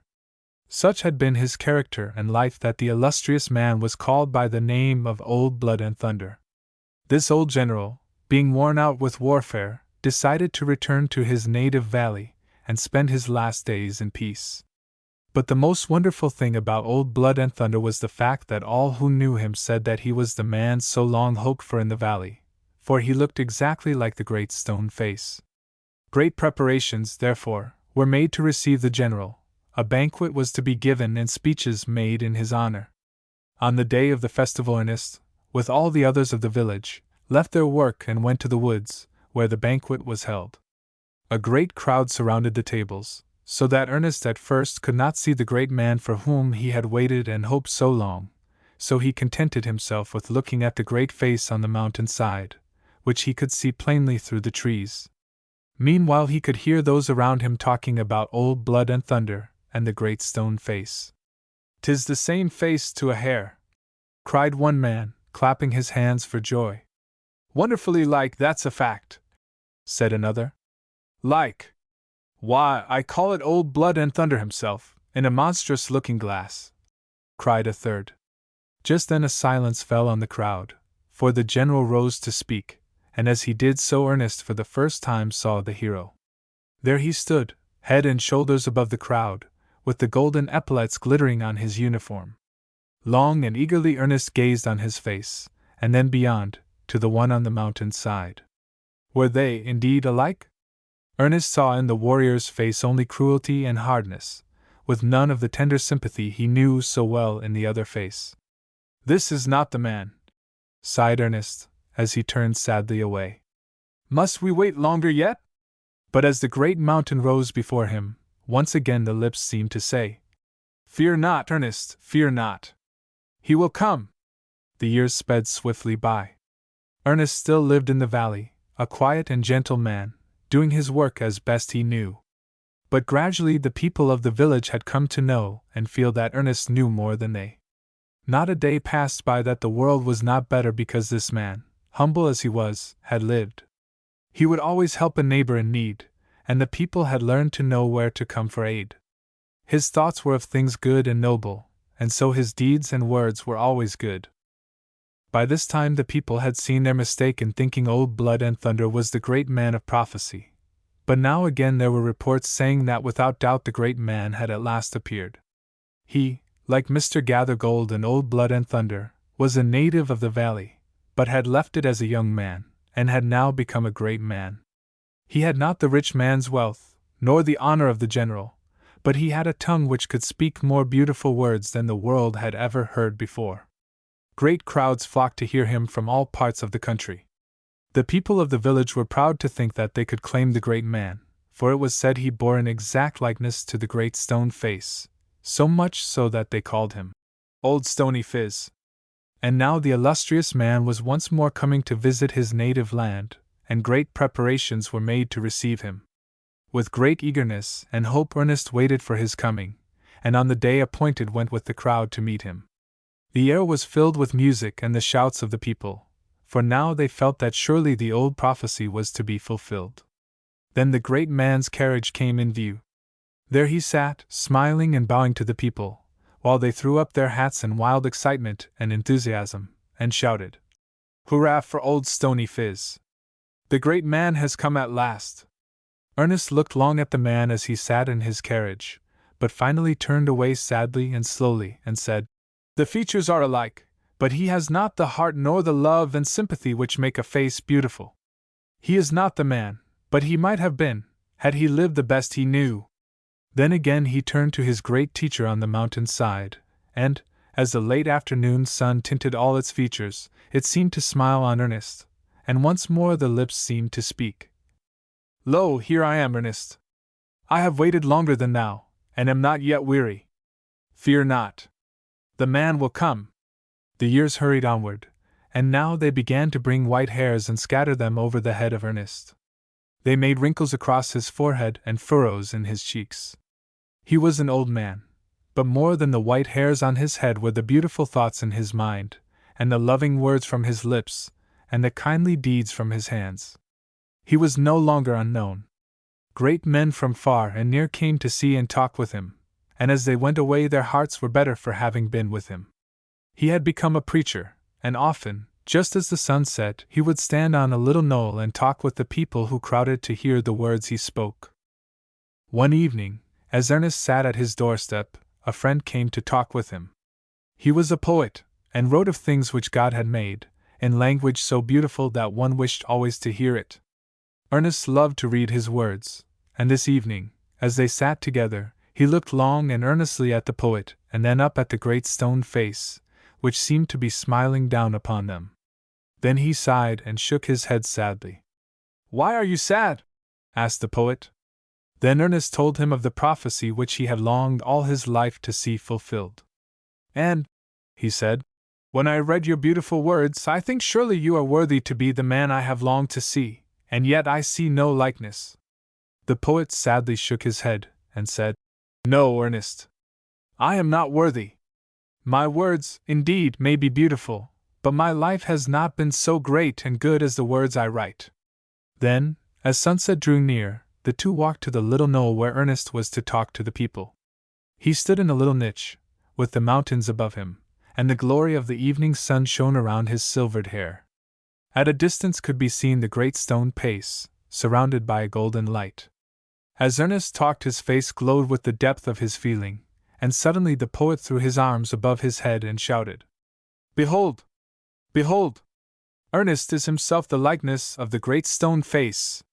Then all the people looked and saw that what the poet had said was true. The prophecy was fulfilled. The great man had come at last. Nathaniel Hawthorne adapted. The First Christmas Tree. In a forest in the far, far east grew a great many pine trees. Most of them were tall trees, higher than the houses that we see, and with wide, strong branches. But there was one tree that was not nearly so tall as the others. In fact, it was no taller than some of the children in the kindergarten. Now, the tall trees could see far, far out over the hilltops and into the valleys, and they could hear all the noises that went on in the world beyond the forest. But the little tree was so small and the other trees grew so high and thick about it that it could not see nor hear these things at all. But the other trees were very kind, and they would stoop down and tell them to the little tree. One night in the winter time there seemed to be something strange happening in the little town among the hills, for the trees did not go to sleep after the sun went down, but put their heads together and spoke in strange, low whispers that were full of awe and wonder. The little tree, from its place close down to the ground, did not understand what it was all about. It listened a while, and then lifted its head as high as ever it could and shouted to its tall neighbor, "Will you not stoop and tell me what is happening?" And the big tree stooped down and whispered, "The shepherds out on the hilltops are telling strange stories while they watch their sheep. The air is filled with sweet music, and there is a wonderful star coming up in the east, traveling westward always, and the shepherds say that they are waiting for it to stop and shine over a humble stable in their little town. I have not heard why it is going to stop there, but I will look again and listen." So the tall tree lifted up its head again, and reached far out so that it might hear more of the wonderful story. By and by it stooped down again, and whispered to the little tree, "Oh, little tree, listen! There are angels among the shepherds on the hills, and they are all talking together. They seem to be awaiting the birth of a little child, who will be a king among the people, and the beautiful star will shine above the stable where the little king will be laid in a manger." The tree again raised its head to listen, and the little tree, much puzzled, thought within itself, "It is very strange, indeed. Oh, how I wish that I could see it all." It waited a little longer, and everything grew quiet, and a great peace came upon the forest. Then suddenly the town, and even the forest, was illuminated with a strange, white light that made everything as bright as day, and the air was filled with the flutter of angels' wings, and with music such as the world had never heard before. The people and the trees, even the stars in the heaven, lifted up their voices and sang together ****, and the whole world was filled with music and joy and love for the little Christ child who had come to dwell upon the earth. The little tree was filled with fear and wonder, for so great was the excitement that the other trees had almost forgotten it, and it could not understand the mysterious sounds. But by and by its tall friend said, "Listen, listen, little tree! Such news I have to tell. The Christ has come, the King! And the whole world is singing such beautiful music. There are wise men coming from the east, bringing beautiful gifts to the Christ child. The angels, too, are upon the earth, and they bear gifts of gold and rare, beautiful stones. Wait! I will tell you more." The tall tree had scarcely lifted up its head when it stooped again and whispered to the little tree, "Look! Look! Little tree! They are coming this way. The angels are coming here, into our forest. Lift up your head high, and you will see them as they pass." The little tree lifted up its head and saw the white flutter of angel robes and heard the weird, sweet voices of the heavenly host who came with precious gifts into the forest. "Oh," said the little tree, "they are coming here toward me. What shall I do?" And in fear it bent its head so low that it almost touched the ground. But the music came nearer and nearer, and the little tree felt a tender hand upon its branches, and a soft, gentle voice said to it, "Arise, little tree, and come with us, for we have come into the forest to seek you. Yes, you, the very smallest among the trees, are to be our gift-bearer. Come, lift up your head." In fear and trembling the little tree did as the angel bade it. But when it looked into the angel's face and saw the love and kindness there, all fear was gone, and it said to the angel, "Yes, make me ready. I will come with you to the little Christ child in the manger." So all the angels brought their gifts of precious jewels and shining gold, and fastened them upon the branches of the little tree. Then the leader of the angels' band took up the little tree from the ground and bore it, laden with its precious burden, to the feet of the Christ child. The story of Abraham. Long, long ago there lived in the faraway land of Ur a man who was very wealthy. His name was Abraham. The country in which he lived was beautiful and very rich. The fields were not only well watered by rivers and streams, but were carefully cultivated.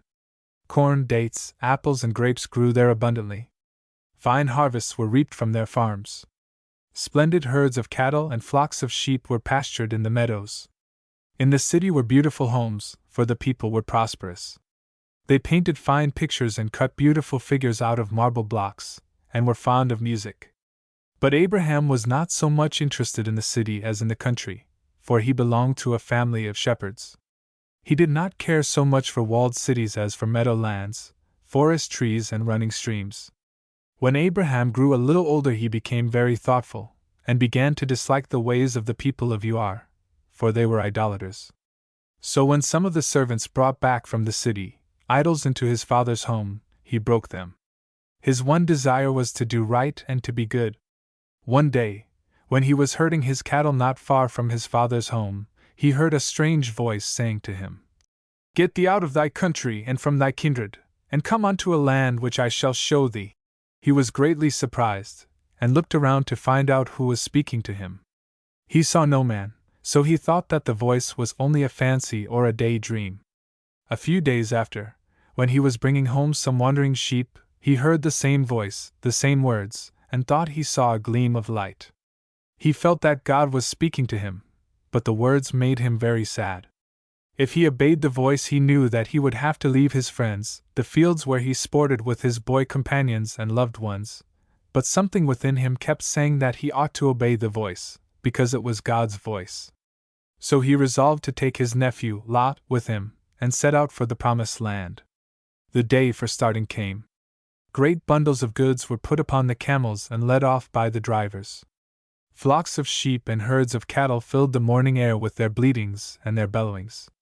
Some of the people thought that Abraham was very foolish to undertake such a journey, and would certainly come to grief. His brother Nahor pleaded with Abraham not to go. He told Abraham about a great desert that he would have to cross.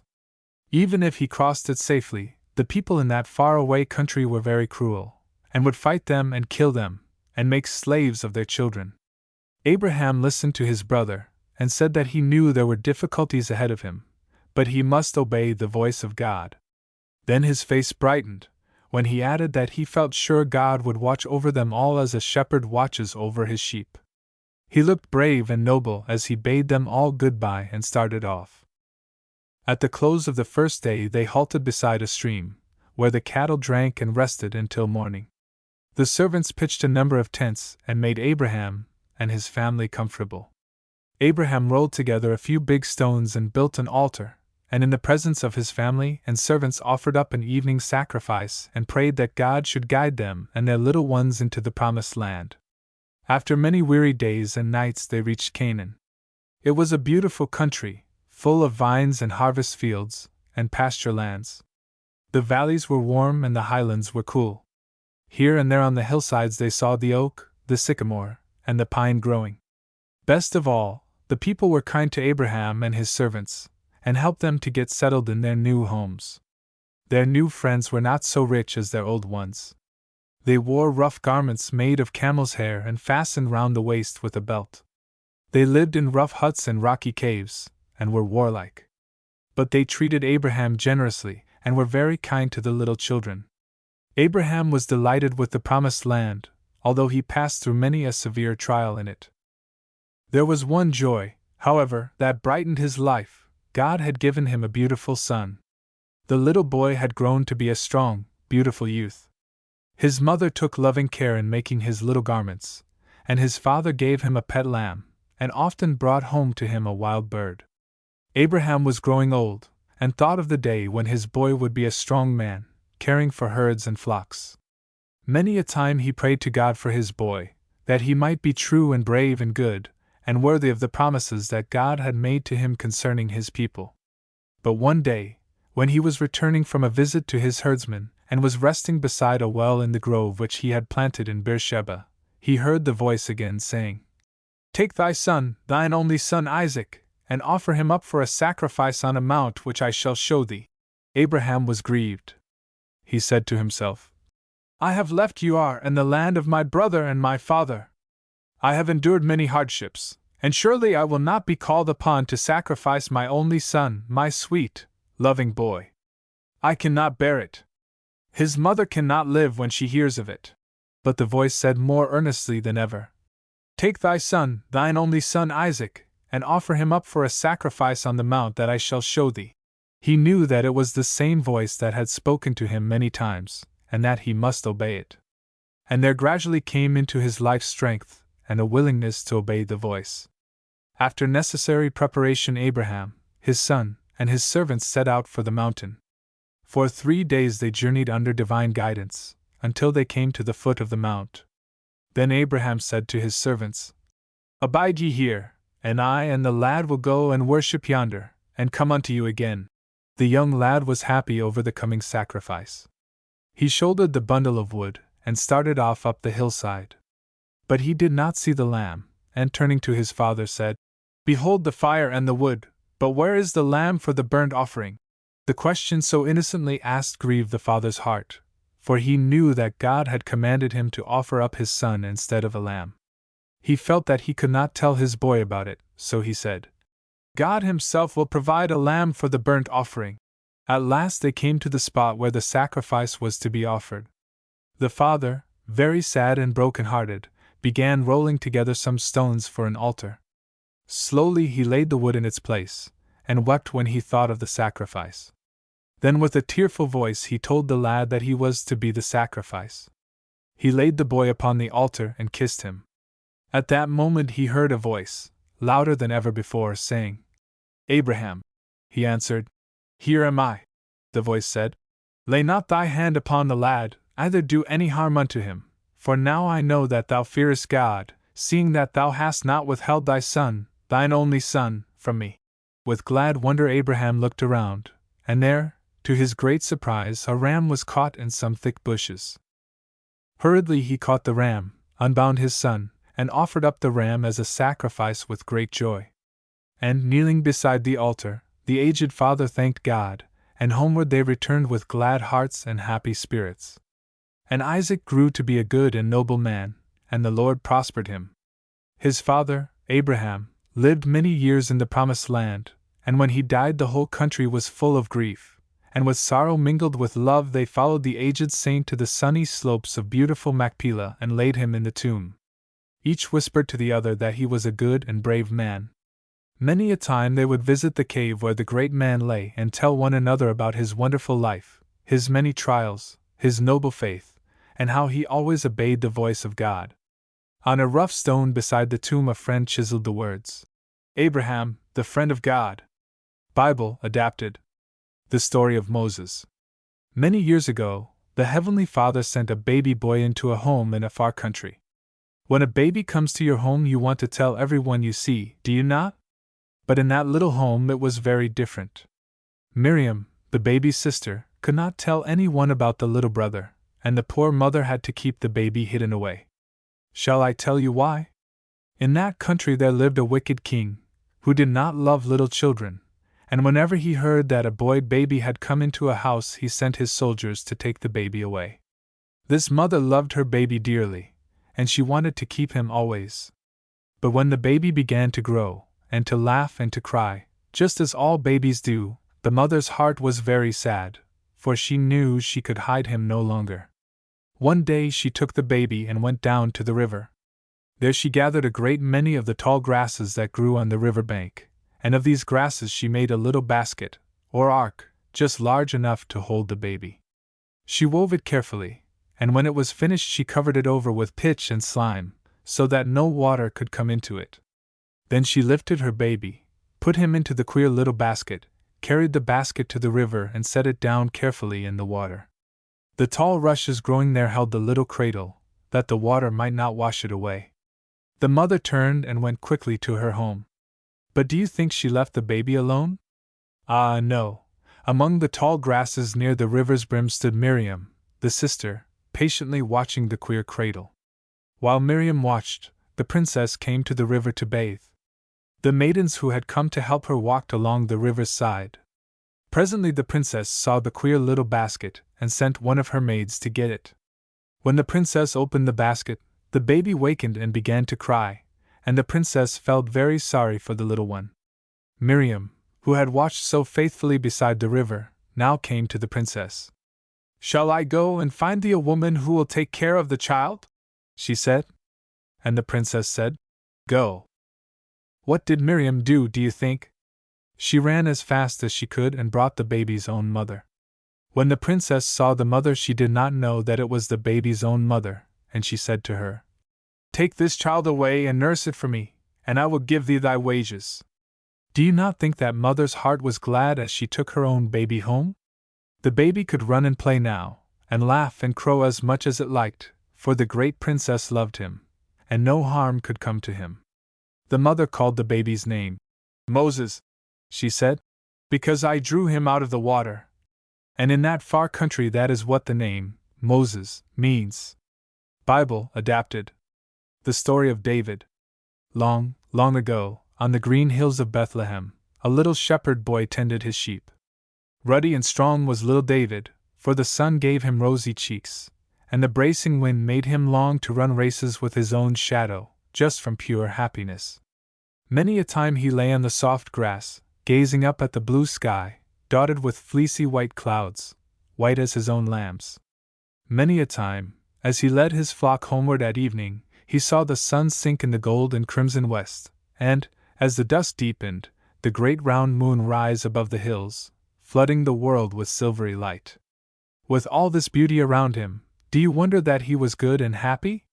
One day, while David was watching his sheep in the field, Samuel, the high priest of the Lord, appeared before Jesse, David's father. On a very wonderful errand had he come.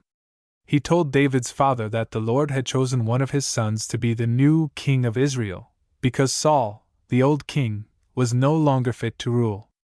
"Call all your sons before me," said Samuel, "that I may anoint the Lord's chosen one." Oh, how proudly Jesse called his eldest son! Tall and straight and strong, he stood there, looking every inch a king. "Surely," thought Samuel, "I have found him." But the Lord looked down into his heart, just as he looks into our hearts today, and saw that all was not right there, and so the Lord said to Samuel, "He is not the chosen one." Then Samuel asked Jesse to call his second son. But when the Lord read his thoughts, he said to the priest, "No, I have not chosen this one." Jesse called his third son, but Samuel only shook his head. In haste, Jesse called all his other sons before the high priest, but Samuel was forced to say sadly, "The Lord hath not chosen these." Almost in despair, he turned to Jesse, asking, "Are all thy children here?" And he answered, "There remaineth yet the youngest, and behold, he keepeth the sheep." Joyfully Samuel cried, "Send and fetch him, for we will not sit down till he come hither." And he sent and brought him in. When Samuel looked into his pure, innocent face, he knew that now the chosen one of the Lord stood before him. Taking his horn of oil, he anointed him king of Israel. And the Spirit of the Lord came upon David from that day forward. When Samuel left him, David went quietly back to the field, and tended his sheep, just as of old. Day by day he tried to do every duty well, so that by and by he would be worthy to be a king. Meanwhile, up in his royal palace, King Saul was in deep trouble. In his distress he longed to hear the beautiful music of the harp. He therefore sent for David, that he might play for him. When David came, he paused beside the throne, and Saul, looking up, saw before him a tall and handsome youth, bearing a golden harp. Bowing low, David begged permission to play for his king. Gladly Saul bade him begin. First, the young harpist struck a ringing chord that thrilled through the vast hall. Then he began to play a low, sweet melody. It sounded like the summer breeze sighing softly over a grassy meadow, and setting the dainty daisies and buttercups swaying on their stems. Suddenly the music swelled stronger, until it seemed like a flashing fountain, springing up in a burst of sparkling spray. Then the sweet tones slowly softened. Fainter they grew, and yet fainter, like the music of a dream, till at last they died away into silence. Spellbound sat King Saul when the player ceased. And David came to Saul and stood before him, and Saul loved him greatly, and he became his armor-bearer. Long afterward David wore the crown of Israel. He was a wise and good king, for the Heavenly Father, who blessed his youth, watched over him all his days. The story of Joseph. Many years ago there lived a little lad named Joseph. He was comely, and his face was beautiful, because his heart was pure and good. Joseph had many brothers, but because of his gentleness and comeliness the old father loved him more than all the others. One time he gave Joseph a coat woven with many beautiful colors, as a token of his love for his favorite son. Now, when the older brothers saw this, they were angry and jealous, and from that time on they sought to do him harm. Jacob, the father, owned many sheep, and the sons cared for them, sometimes leading them far from home to find the best pastures. Joseph often went with the brothers to tend the flocks, but he loved best to care for the tender little lambs, leading them into the greenest pastures and beside the quiet water. One time the brothers were far from home with the flocks, and the father, being anxious for them and longing to know how they fared, sent Joseph, the beloved son, with many provisions, to the place where his brothers were. The lad started on his journey with a light and merry heart, for all the world looked bright to him. He wore the beautiful coat of many colors, and the people often stopped to look at the lad, with his comely face and beautiful coat. As he approached the place where his brothers were, they saw him when he was yet some distance away, but the anger and jealousy arose in their hearts, and they said, "Ah! Here comes the best beloved son. Let us do away with him. Then the love which our father gives to him may be bestowed upon us." So, as the lad drew nearer, they planned how they might destroy him. But one, the oldest brother, loved Joseph, and tried to save him from the hands of his evil brothers. So when they said, "Let us destroy him," Reuben, the eldest, said, "Nay, but let us cast him into a pit nearby," thinking he would save him when the other brothers left. So when Joseph drew near, they seized him, stripped him of his coat of many colors, and cast him into a pit, and left him there alone. Then they said, "Let us make a feast. See, our father hath sent us many things." And they sat down and made a feast with the things which their brother Joseph had brought to them. As they were eating, they looked up, and coming down the roadway, they saw a large company of merchantmen passing on their way to Egypt. Then an evil plan came to the mind of one brother, and he said, "It is going to bring us no gain to keep Joseph in the pit. Let us sell him to those men and gain money for ourselves." The brothers agreed, and Joseph, the beloved son, was sold into Egypt for 20 pieces of silver. When the brothers went home, they took the coat of many colors to the old father, and said, "Is not this thy son's coat which we found? An evil beast hath surely destroyed him." And the old father wept for Joseph, his son, and would not be comforted. Part 2. The great caravan moved toward Egypt, and there the boy was sold again into the hands of a very rich man, in whose sight he found great favor, and who placed him in a position of honor in his own household. And Joseph grew in comeliness and beauty, for his heart was pure, and the Lord was his friend and helper, prospering him in all that he did. He grew in favor with his master, who in turn made him ruler over all his house. But Joseph had an enemy in the house, one who was jealous of his great honor and position, and she tried in every way to do Joseph harm. One day she falsely told the master of the house that Joseph had done a very evil thing. The master, being exceedingly angry, and thinking Joseph had betrayed his trust, stripped him of his fine garments, and cast him into prison. But the Lord was still with Joseph in his great trouble, so that he found favor with the keeper of the prison, who treated him most kindly, and Joseph sought in many ways to relieve the suffering and sorrow of those in the prison with him. One day he helped 2 of the king's servants by telling them the meaning of 2 strange dreams they had, for dreams in those olden days were often sent to people by God to warn them, or prepare them for something which would happen, and God gave to Joseph the wisdom to understand the meaning and interpretation of those dreams. Thus, when the 2 servants were troubled because of their dreams, Joseph told them the meaning. One servant was released from the prison, and as he left, Joseph asked that he might remember him when he came before the king, that he, too, might be released. But the servant, when he was free, forgot the one who had helped him when in trouble. 2 years passed away, and Joseph remained in prison, but he still trusted in his God. One night Pharaoh, the king of Egypt, was much troubled by his strange dreams. He called together all of his wise men and magicians, to know the interpretation of them, but none could tell the meaning. The king's trouble became known to his servants, and suddenly the one who had been in prison remembered Joseph, the man who had interpreted his own dream. He quickly told the king, who ordered Joseph to be brought immediately before him. When Joseph stood before Pharaoh, the king of Egypt, he humbly bowed his head, and said, "The wisdom is not mine, but God in heaven shall tell thee the interpretation of thy dreams." And Joseph spoke to the king as God gave him wisdom, and told him the meaning of his dreams. And this was the meaning. There should be 7 years of plenty in the land of Egypt, and after that 7 years of famine throughout the land.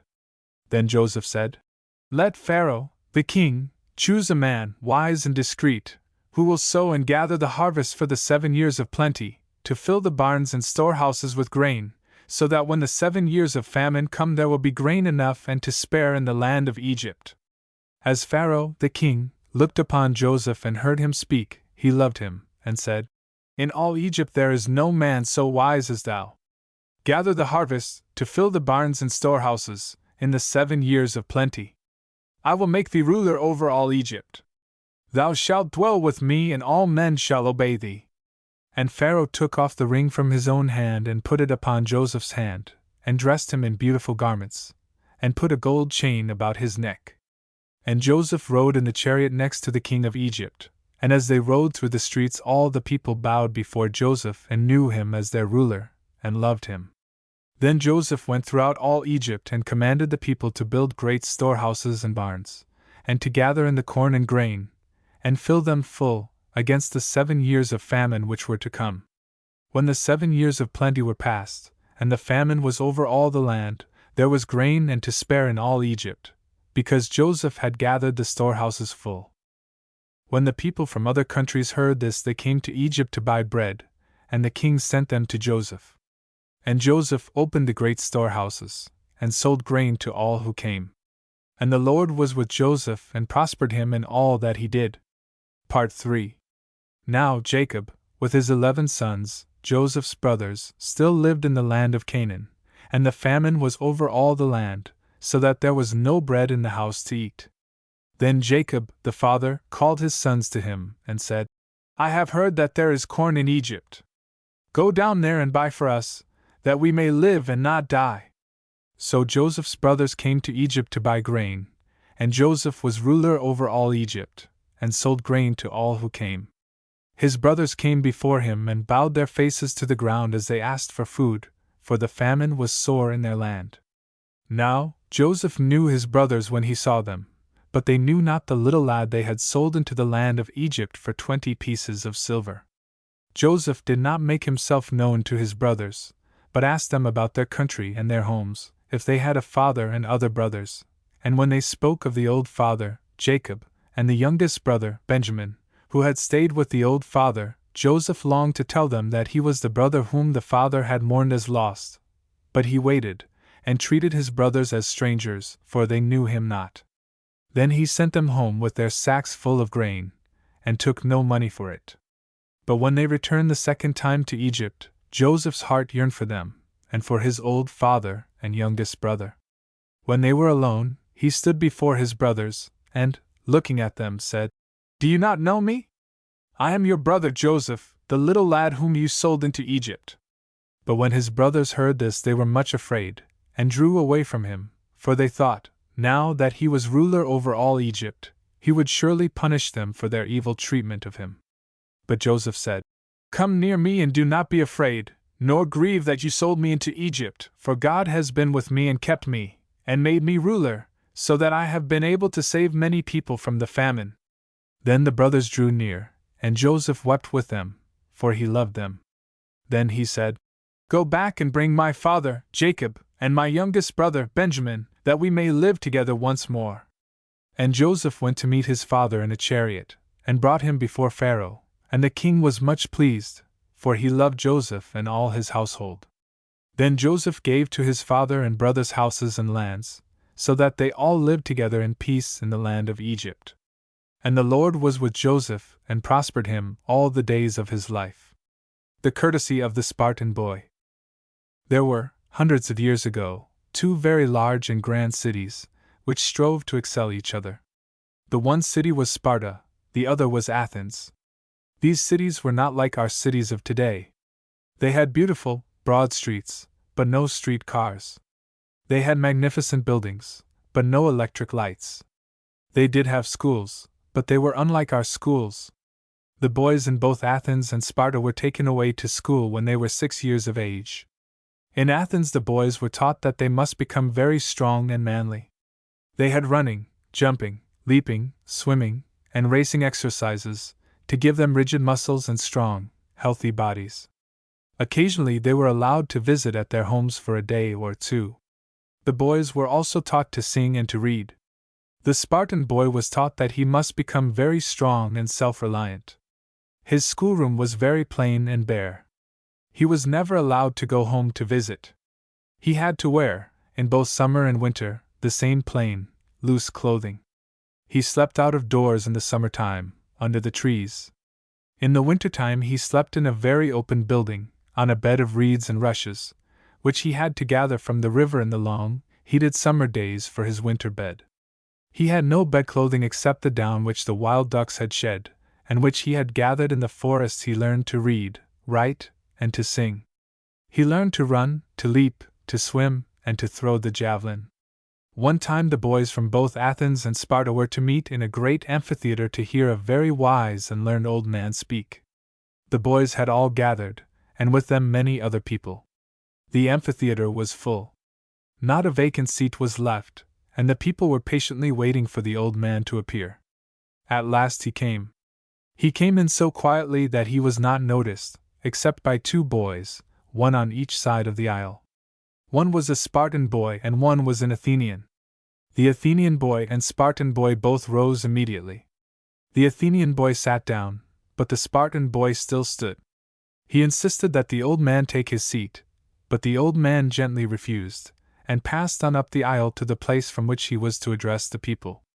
Then the Spartan boy sat down. The old man recognized this act of courtesy, and while talking to the boys said that the Athenian boy knew what to do, but did not do it. The Spartan boy had the courage to do it. 23rd Psalm.